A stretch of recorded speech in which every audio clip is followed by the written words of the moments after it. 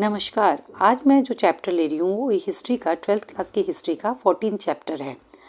इसमें से बहुत सारे क्वेश्चन हैं जिनमें से मैं एक एक करके सारे क्वेश्चंस लूँगी और कोशिश करूँगी कि मैं सारे क्वेश्चंस को कवर कर पाऊँ जो कि एग्ज़ाम के पॉइंट ऑफ व्यू से बहुत इम्पॉर्टेंट हैं। बेसिकली क्या होता है कि ये जो क्वेश्चंस हैं वो हमारे ऐसे हैं कि अगर आप इनको 2 बार सुन लें या एक बार देखें, 2 बार या 3 बार सुने और एक बार देखें तो आपको ये लर्न हो जाएगा। तो मैं सबसे पहला जो क्वेश्चन ले रही हूँ वो है सांप्रदायिकता से क्या अभिप्राय है, इस पर टिप्पणी करें।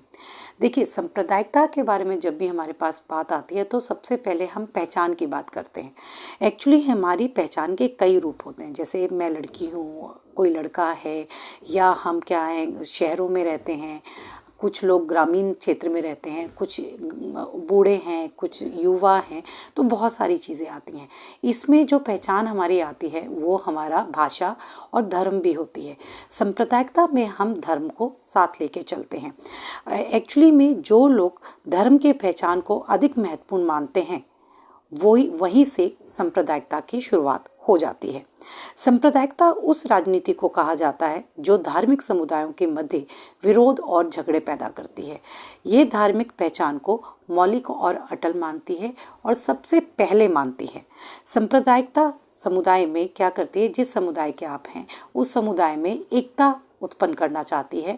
वो क्या करती है, जो व्यक्तिगत झगड़े होते हैं उनको दरकिनार कर देती है, यानी कि उन्हें हटा देती है।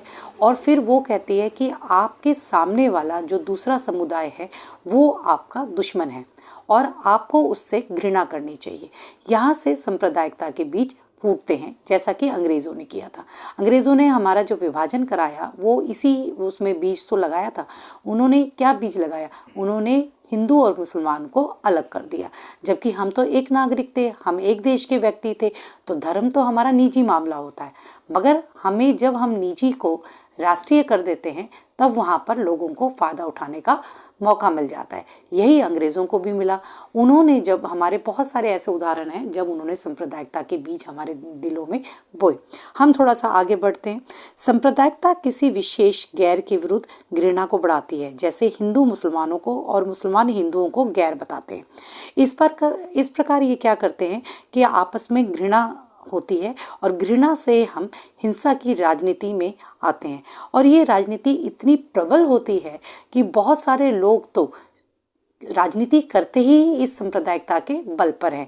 वो हमेशा क्या करते हैं कि जो अपने समुदाय के लोग हैं उन्हें भड़काते हैं और दूसरे समुदाय के विरुद्ध, और इसी से वो वोट बैंक अपना बढ़ाते हैं। इस प्रकार सांप्रदायिकता धार्मिक पहचान का राजनीतिकरण है जो धार्मिक समुदायों में झगड़े करवाती है। अतः किसी भी बहुधार्मिक देश जैसे कि भारत में धार्मिक राष्ट्रवाद का अर्थ सांप्रदायिकता के करीब करीब हो सकता है। ऐसे देश में अगर कोई धार्मिक समुदाय को राष्ट्र मानता है तो वो विरोध और झगड़ों को बढ़ावा देता है, जैसे कि मोहम्मद अली जिन्ना ने उस समय किया। उन्होंने कहा कि ब्रिटिश भारत के मुसलमान एक राष्ट्र थे और वह ये चाहते थे कि महाद्वीप के मुसलमान अपने राष्ट्रीय राज्य का निर्माण कर ले। इसका परिणाम ये हुआ कि मुस्लिम लीग द्वारा पाकिस्तान की मांग की गई और भारत का विभाजन हो गया। तो आई होप कि आपको सांप्रदायिकता बहुत अच्छे तरीके से समझ आई होगी। धन्यवाद। अगला जो मेरा क्वेश्चन है वो है, कैबिनेट मिशन द्वारा सुझाई गई योजना को अंततः कांग्रेस तथा मुस्लिम लीग द्वारा अस्वीकार करने के कारणों को स्पष्ट करें। कैबिनेट मिशन ने एक ढीले ढाले त्रिस्तरीय महासंघ का सुझाव दिया था। महासंघ में केंद्रीय सरकार को कमजोर बनाया गया क्योंकि उसको केवल विदेश, रक्षा और संचार का उत्तरदायित्व दिया गया, और इसके साथ ही साथ नए संविधान का निर्माण करने के लिए कहा गया कि एक संविधान सभा बनाई जाएगी। और उस समय जब संविधान सभा का चुनाव करना था उस समय वर्तमान प्रांतीय सभाओं को 3 हिस्सों में ग्रुप कर दिया गया। एक था जहां पर हिंदू बहुल क्षेत्र था, उसे का कहा गया। एक था जहां पर मुस्लिम बहुल क्षेत्र था, उसे कहा गया। और इसके साथ ही साथ जो पूर्वोत्तर में मुस्लिम बहुल क्षेत्र था उसे गा समूह में रखा गया।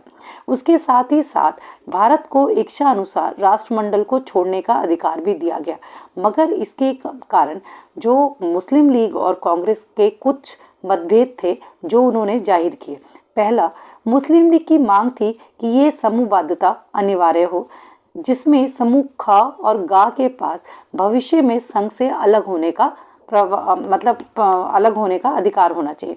इसके साथ ही कांग्रेस चाहती थी कि प्रांतों को अपनी इच्छा का समूह चुनने का अधिकार मिलना चाहिए।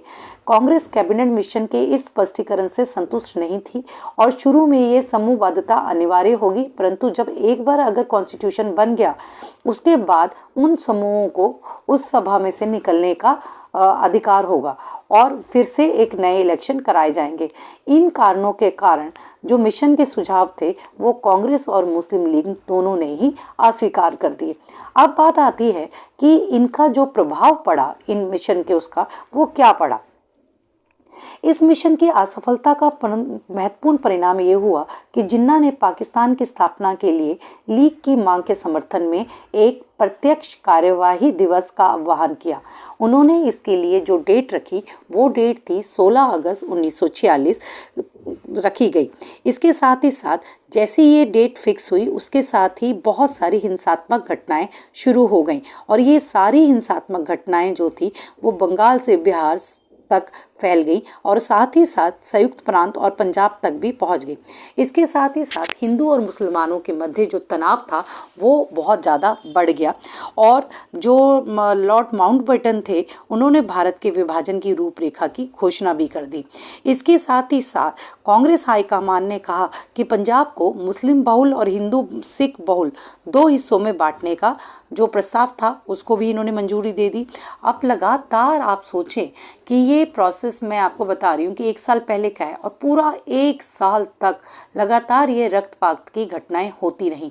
इतनी ज़्यादा लड़ाइयाँ और इतनी ज़्यादा हिंसा जो वहाँ के जो ब्रिटिश ऑफिसर्स थे उनके लिए निर्णय लेना बहुत मुश्किल हो रहा था और जो भारतीय प्रशासन के अधिकारी थे वो सोच रहे थे कि भाई पहले अपनी जान की सुरक्षा हो तभी मैं कोई निर्णय लूँ। इसके साथ ही साथ पुलिस ये कर रही थी कि वो अपने धर्म के लोगों को तो बचा रही थी और दूसरे धर्म के लोगों को मदद नहीं कर रही थी, जबकि ऐसा होना नहीं चाहिए। पुलिस को निष्पक्ष होकर उस समय अपनी कार्रवाई करनी थी, मगर वो ऐसा कर नहीं रही थी। तो ये सारी चीज़ें जब हो रही थी तो लगातार भारत जो है उस समय पाकिस्तान अलग नहीं हुआ था, भारत पूरा का पूरा जो है हिंसा की आग में लगातार जल रहा था। इसलिए कहा जाता है कि ये विभाजन किसी के लिए भी कभी भी अच्छा नहीं रहा। आई होप कि मेरे ये दोनों क्वेश्चंस आपको समझ आए होंगे। अगर आपकी कोई क्वेरी है तो प्लीज़ आप मुझे कमेंट बॉक्स में जाकर करें और अगर इससे रिलेटेड कोई और क्वेश्चन भी आप मुझसे जानना चाहते हैं तो मैं आपको वो क्वेश्चन का आंसर बता दूंगी। आप प्लीज़ मेरे चैनल को सब्सक्राइब करें, लाइक करें और शेयर करें, तभी मैं आगे बढ़ पाऊंगी। Thank you.